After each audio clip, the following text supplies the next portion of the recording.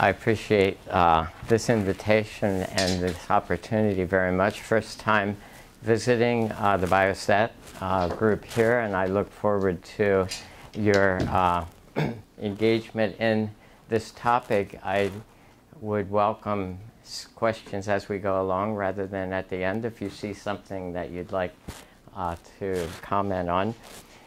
This is going to be a combination kind of seminar where I'm first describing a problem sort of at the end, and then I'm going to go back and show how it came to be. And in the middle, I'm going to do some statistical methods for the measurement of agreement, which was a useful tool to help uncover what was going on in this problem. This comes about in the domain where we frequently tell our students, in fact, we tell our collaborators, please come to the statistician early. This is an example where the statistician had to become involved at the very later stage when there was a problem to uncover. But as a result of this problem, I went back and someone, actually one of my colleagues, pointed out this paper that came out just last year, learning from our GWAS mistakes. And so that's going to be some of the background for this. But as you know, experimental conditions vary quite a bit, and sometimes GWAS studies are done where samples are coming in over quite a long period of time.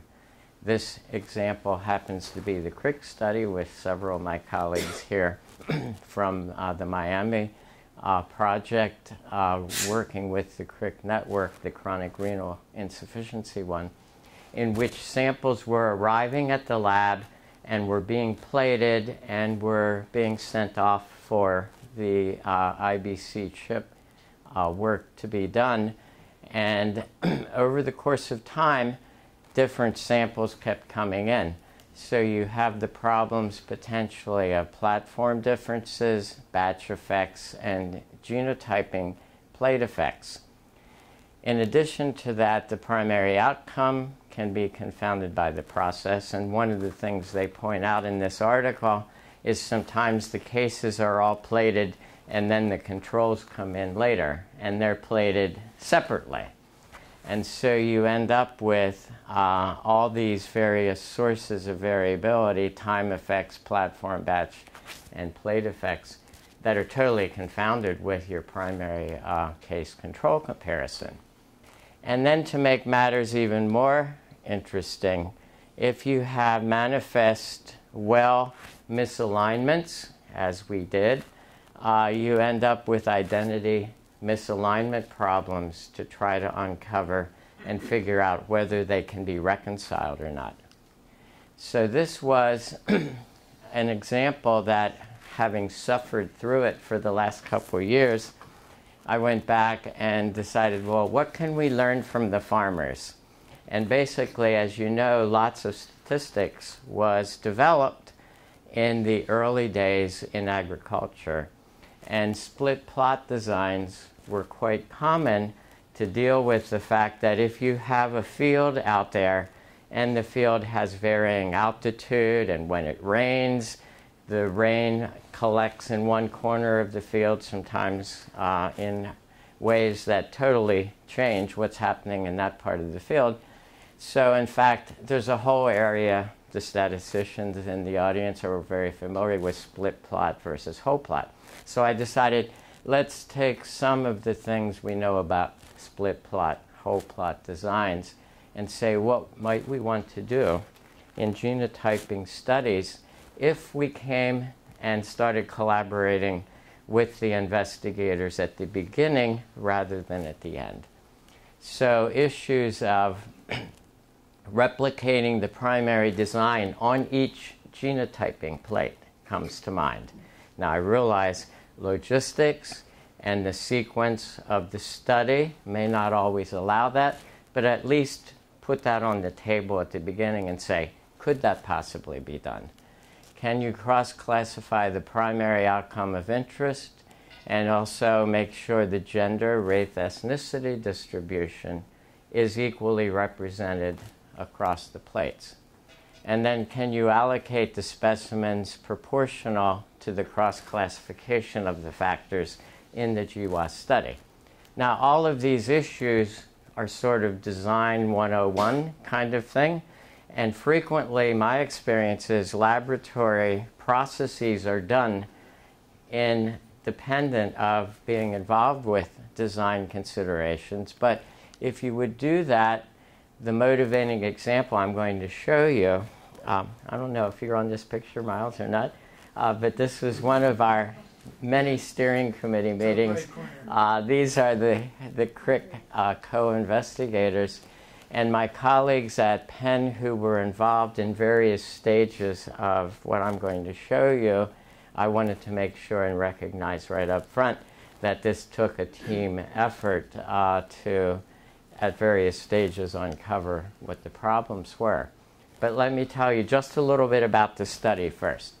This is a smaller, sometimes called a mini GWAS because it's the IBC 50K SNP, but it has special targeted genes in the cardiovascular, metabolic, inflammatory area. So, in fact, there are certain features available in these data that are not even available in a full million SNP GWAS that were particularly selected for this renal cardiovascular study.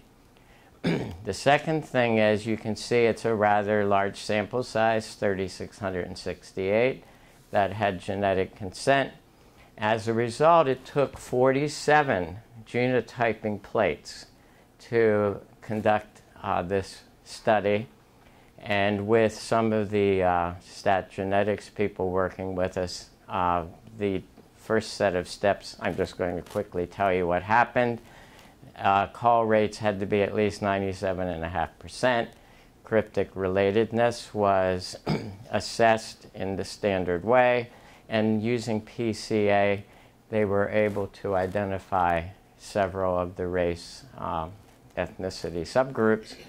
And so what I wanted to first of all say is, what could it have looked like if we would have been involved at the beginning? And in this case, the 3,540 who had usable data at the end of this story that I'm about to tell have this kind of distribution. So you can see, and there were many other target phenotype variables of interest, but I just picked HDLC to show in this case 8.5% are females with less than 40, 36% are females greater than or equal to 40, and the male distribution you can see there. Also, by design, this cohort has nearly equal non-Hispanic whites, non-Hispanic blacks, and there was a very intentional effort to increase the proportion of Hispanics. One of the sites at Chicago over-recruited. In fact, there was a Hispanic CRIC that allowed us to have 11% of this sample Hispanic, and the remaining 3.7 were others. So if we would have had this opportunity, which we didn't, to do this split plot, whole plot kind of paradigm, ideally you would say, well, let's take a 96 plate situation and assume some of the wells are by design for control. Let's say, to make the number simple, we're going to have 84 specimens on each plate. In that situation, if you would design this up front, you would say proportionate to the CRIC whole cohort, let's make sure we have 36 non-Hispanic whites, 35 non-Hispanic blacks, 9 Hispanics, and 3 others, with this kind of distribution by gender and HDL, just as a prototype of what you would like to be able to do. Well, you can contrast this by saying, well, some plates you wouldn't obviously have partial individuals, but on average you could set this up in advance and say, when the specimens come in, don't run a plate until you have this kind of configuration. Now, why would you want to do that? In this case, one of the big reasons is that we can use race, ethnicity, and also gender to uncover misalignments of IDs, for example. So this is what actually happened. Here is the 11% Hispanic, the flat line that you see here, and these are the plates. And you can see some of the plates had no Hispanics, several had exactly 11%, and you can see when the Chicago specimens arrived, they just plated them all. And so here's a series of several plates with nearly 100% Hispanics, and some of them more than 50% Hispanic. Now, ordinarily, if nothing goes wrong, you'll never know the difference and everything will be fine. But when any number of things go wrong, like time effects, batch effects, plate identity mismanagement, or any number of combination, and we saw it all on this project, you then are going to have some additional challenges to be able to uncover what actually happened. So I'm going to tell you a little bit now about what we did and how we found out there was a problem. This shows you at the top line here, there were quite a few intentional duplicates. So you can see in this cryptic relatedness, we have a whole series of samples with duplicates runs. But when things came back from the genotyping lab, of the 3,627 that were processed, we had 96 duplicate, 96 unique IDs assigned to 48 of these duplicate SNP arrays. So in fact, pair by pair, there were 48 pairs of genetically identical data that had 96 different IDs. So that was our first suspicion that there might be a problem here. And so we started looking further based on these 96 because of the concern these 96 could potentially be the canary in the mine that tells you there's something else far bigger going on. Or it could be that these 96 were just swapped among themselves, but how would we know which were the correct IDs and which were shared IDs with another set of 96 somewhere else in the study? So when we looked at these data, there wasn't anything too unusual here, and the self-reported non-Hispanic blacks, whites, the Hispanics, and the Asians all clustered nicely. And this was our agreement table that I said the first thing I want to take a look at is how does it look when you take genetically inferred race and compare it to self-reported race, ethnicity. And the first thing that jumped out at everyone was these 49 individuals in the off-diagonal who said they were non-Hispanic black, and their genetic material said they were in fact non-Hispanic whites, and the complementary 24 here that went the other way. Now you can say, well, there's a certain amount of variability that you expect. Maybe the genetically inferred race is not correct. Also, you can see the Asian and other get confused quite a bit with the non-Hispanic whites, but at least those who were working with us said that was not so big of a concern, but these 49 in fact were. Now, I don't have the table to show you that there were actually 49 who said they were male, and the genetics said they were female. And so that one was a little more confirmatory that maybe this race thing was also wrong. So we had about 50 who were swapped in their gender, and you can see 49 who were swapped in their race, ethnicity. I saw at least one hand. Yeah, I have a question regarding Hispanic ethnicity, because many people are actually talking about this Hispanic as ethnicity, but is it really ethnicity? Because there are a lot of Hispanic with European ancestry, a lot of them are South American, a lot of them are Black Hispanic. You cannot really say it is homogeneous ethnicity. Right. Yeah, and so we had lots of debate, and I have to say, I'm not in a position with things I know in this field to be able to comment on that, but we had other people who were very comfortable saying this in its own right is not necessarily a problem, that there could be this many who had mixture kinds of genetic composition. The gender was a little more troubling, and also these 96 IDs that were lined up with these identical SNP arrays. And so taking it all together, I ended up feeling like I was a forensic biostatistician for the next phase, because we had to go further and try to uncover what was going on. And I'll leave out lots of what we did, except to say I started with this experimental design perspective, so I want to show you. I finally got to the point where I said I need to see the plate by plate distribution. So we took this same 4x4 table and said, where do these 49 individuals reside across the 47 plates? And so you can see these are the plate IDs, and there were actually 38 plates that had none of these discordances.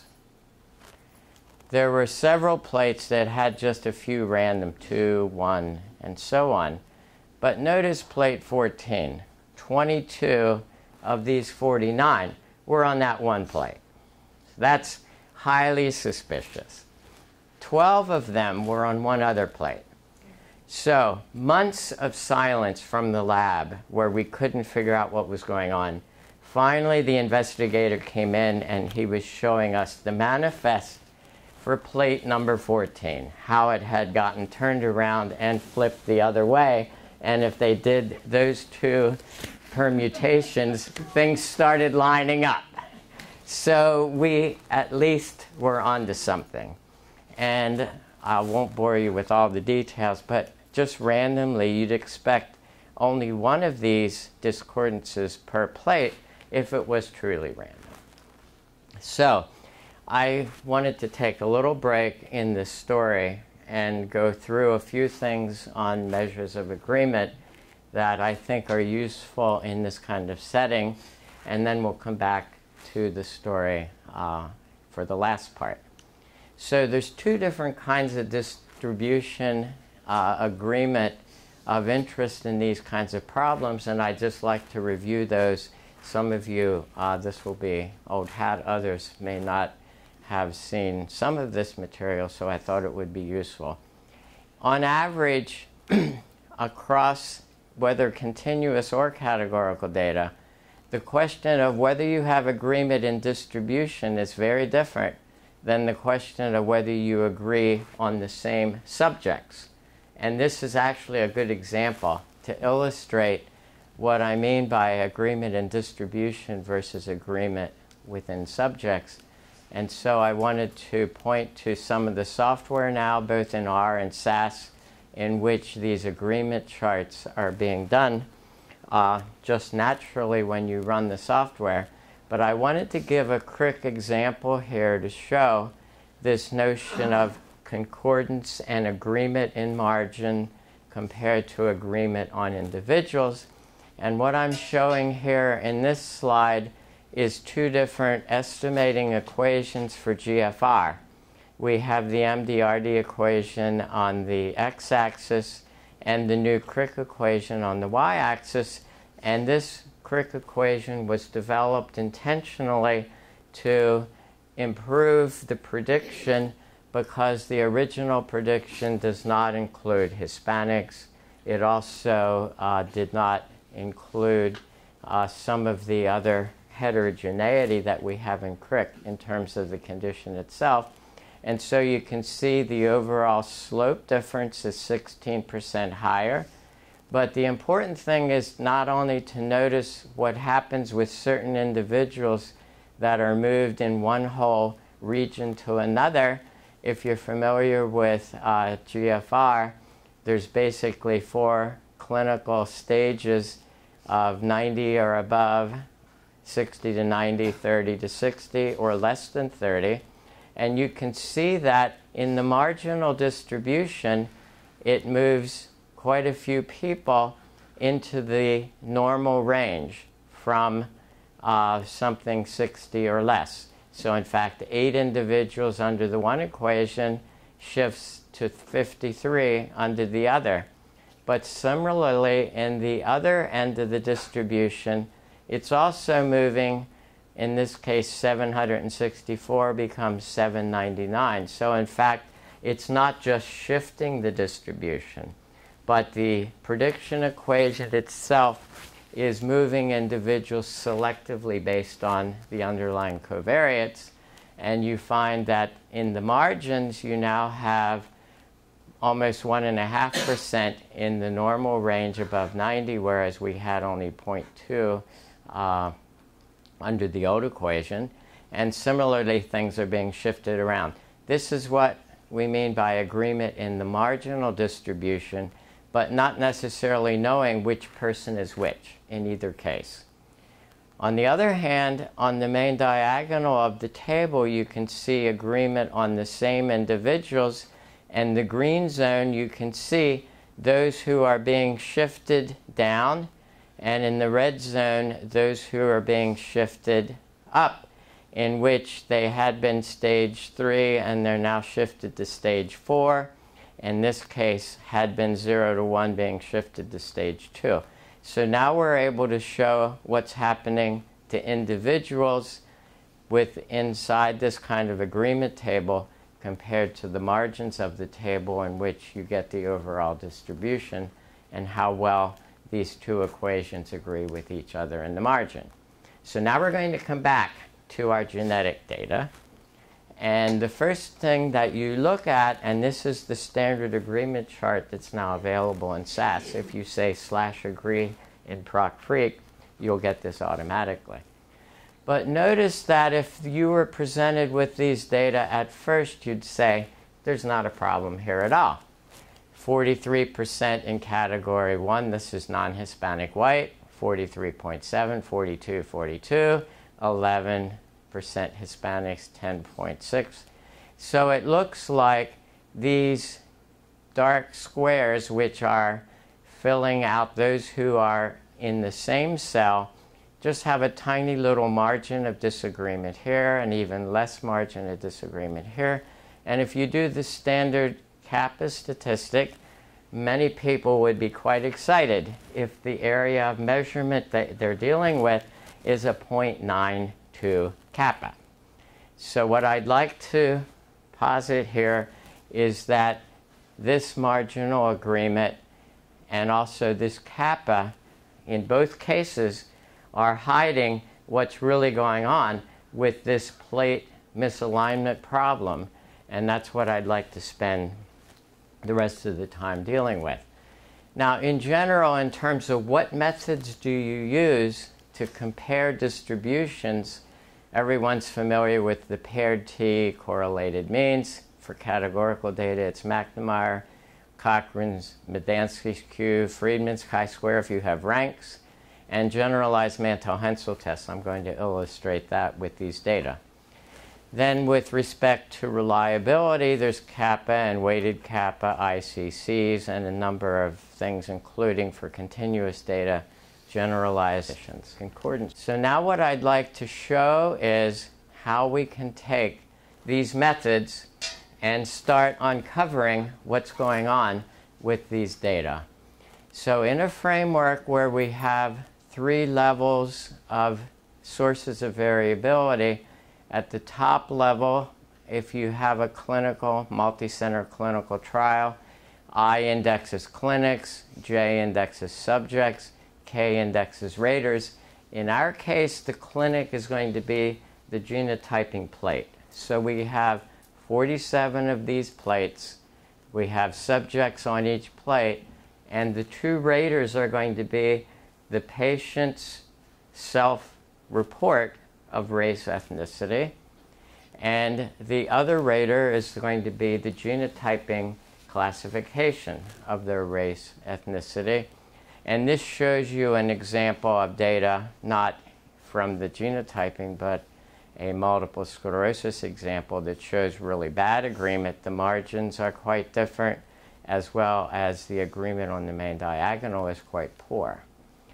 But if you set up the data at the level, in this case the genotyping plate, the subject, you're going to have a rater by response distribution where the row totals are all 1. So this is basically an indicator variable table for each separate plate.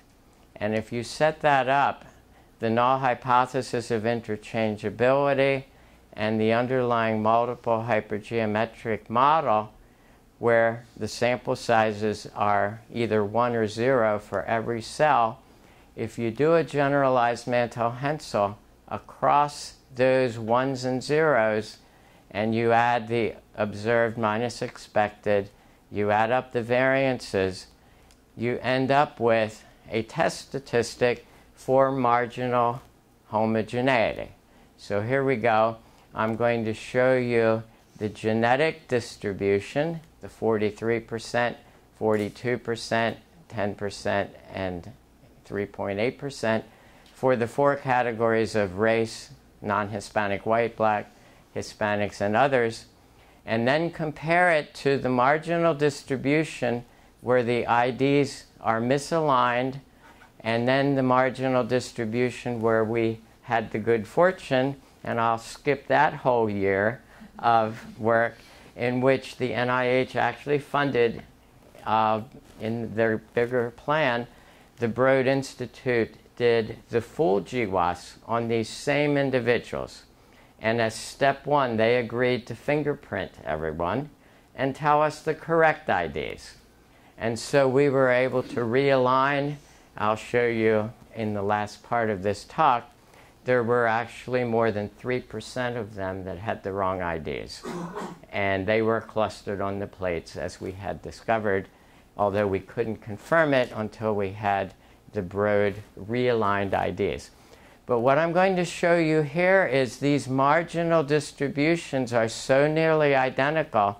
This is the Mantle-Hensel test for genetic versus self-report with the wrong IDs on 3% of the individuals, as well as the genetic against the self-report for the realigned correct IDs. These chi-squares are nowhere near significant. But that's not surprising, because in the margin you have the self-report distribution, hopefully the same as the genetic distribution, and all the IDs can be realigned internally in ways that the margins still look nearly the same. So basically, the marginal homogeneity question is quite useful if you have 2 different raters who are using the scale differently. But in this case, the raters are the individual saying, I'm non-Hispanic black, and the genetic material saying, I'm non-Hispanic black. And most of the times you can see in the margin, they're nearly identical. So the next question is, how can we uncover the agreement problem inside the table? I'm going to use the same notation here, but now we're going to look at a 3-level nested variance components model. I will index clinics, in our case the genotyping plates, subjects, and we may have an unbalanced number of raters in general. And now we have the probability of a 1 at all levels of I, J, K, and H being pi sub h for each of the, in this case, L categories. But you can think about this as non-Hispanic black, non-Hispanic white, Hispanics, and others. So we have L equal to 4 in our example. We have pairwise probabilities that at the clinic level, or at the top level, or at the genotype plate level, this middle delta C sub H prime is the probability that you end up on J not equal to J prime. So we go up here, that 2 different subjects will be classified the same. And then at the bottom level, we're looking at the probability that on a different, the ij is subject but a different rater, that they're going to get the same score.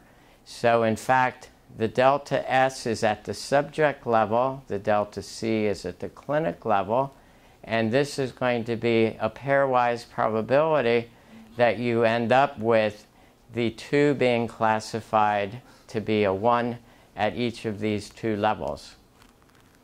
If you use a standard variance components model for this, we have a clinic, or in our case a genotyping plate effect, a subject effect, and a rater effect. Under this standard notation, the expected value in any individual is going to be pi sub h. The variance between 2 separate ratings on the same individual will be sigma squared, which can be partitioned. If h is equal to h prime, in this case, if you see what h is, we're looking at the different categories of response, 1 through L. So here what we're saying is a standard binomial variance, if you're comparing 2 measurements in the same category, minus pi h sub prime if you have 2 separate categories. So this is just the standard binomial at that level.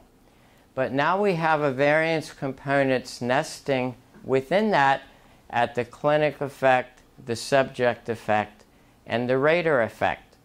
And if you drop the h for the category, this all looks exactly the same for continuous data for a nested variance components model. In fact, the total variance is the sum of the 3 variance components.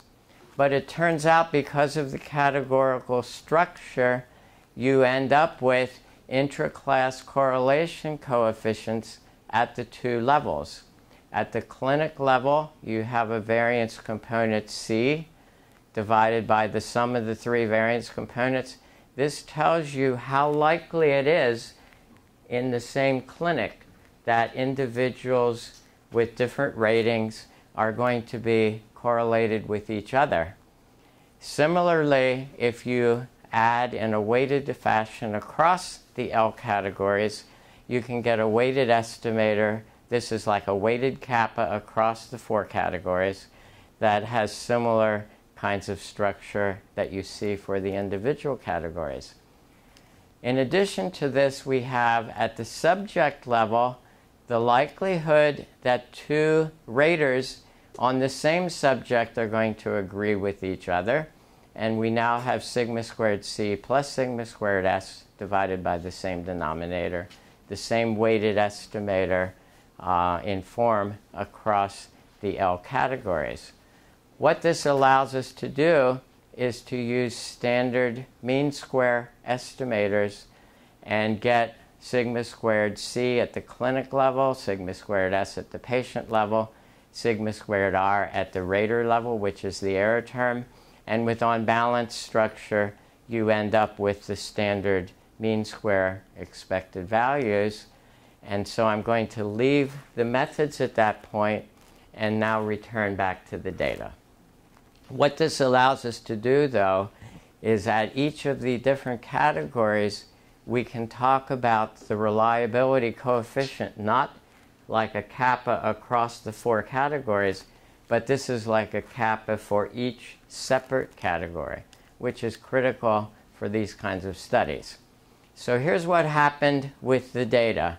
We took the Broad response and we said, okay, this one matches this one, so that must be the same individual. And we reassigned the IDs. So here are the off-diagonal non-Hispanic black, non-Hispanic white discordances, and on the right panel, this is the Broad realignment. Notice the 54 in this case is now 0 and 0. It didn't do a whole lot for our Asian other confusion with non-Hispanic whites, but all of these discordances went away. Secondly, I want to point out that a kappa of 0.92 actually went up to 0.95. Now, had you seen the 0.95 first or the 0.92 and knew nothing about this discordant underneath what was going on at the plate misalignment, you'd be very happy with either of these results. In fact, I have to wonder how many studies out there have these kinds of problems that no one ever finds out about. Sorry about that. So, moving to the next level, as we then looked at the plate-by-plate distribution, in blue we have concordant, and we now know the right answer, so we can show the discordances as well. And you can see by plate, across here, some plates were nearly 100% correct. Other plates, 13 and 14, 14 especially, had everything wrong on it. Pretty serious misalignment problem. Overall, across all of these plates, there was a 3.7 corrected identity rate, and there were a few that were unresolved that we had to just leave out. But in the end, you can see in living color here what the 4 different race ethnicity groups look like across the plates, and you can see most of the time, on average, the non-Hispanic whites and the non-Hispanic blacks are pretty well represented on the plates until we came to this big batch of Hispanics near the end of the study. And this slide I showed early on just to remind us, now we're going to look at the plate-by-plate variability and how this misdistribution of one of the key variables can affect this agreement. So I'd like to spend some time on this slide. The top panel are the original PIDs with the manifest that had misaligned IDs. And what you can see here is, if you look at the percentage of non-Hispanic whites, you've seen that in the margin. Here's our 43%, 42%, 11%, 3.4. If we do a 2-level model and we look at the categories ignoring plate, this is basically saying every subject is in this analysis and they have 2 measures, their self-reported race ethnicity, their genetically inferred race ethnicity. You can see the category-specific kappa for whites is 0.93, 0.95, 0.92, and even with other, it's not terrible, it's 0.68, although the percentage of others is very small. When we realigned the IDs, this 0.92 went up to 0.96. The non-Hispanic blacks went from 0.95 to 0.98. And the Hispanics, you can see, didn't change very much at all. 0.92, 0.92. We now do the 3-level model, and we take out the variability of the first level, which is the plate level. And you can think about those of you that do sample surveys or clustered data. Otherwise, we're now looking at the top level clustering category ICC 0.06. We want these numbers to be pretty small. 0.06, 0.04. Look at the Hispanic, 0.43. This says that if you take 2 observations from the same plate, there's a noticeable intra-class correlation that they're both going to be the same. And so essentially, the impact of having the Hispanics clustered on some of these plates would be like running a multi-center trial where you have a clinic where everyone got treatment A and another clinic where everyone got treatment B.